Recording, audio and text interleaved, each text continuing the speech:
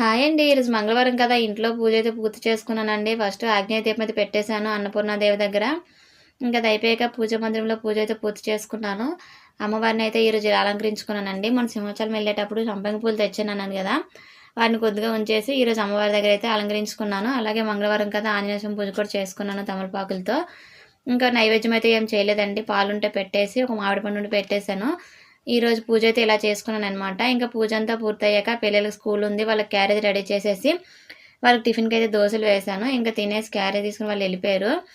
వాళ్ళు వెళ్ళిపోయాకైతే ఇగోండి మీతో అయితే ఓ మంచి మాట చెప్పాలనుకుంటున్నాను. అదేంటంటే పలకరింపు లేకపోతే ఎంతటి గొప్ప బంధమైనా క్రమంగా దూరమైపోతుంది. అలాగే మనం కావాలి అనుకుంటే సమయం లేకపోయినా సమయం కుదుర్చుకొని మరీ మాట్లాడతారు.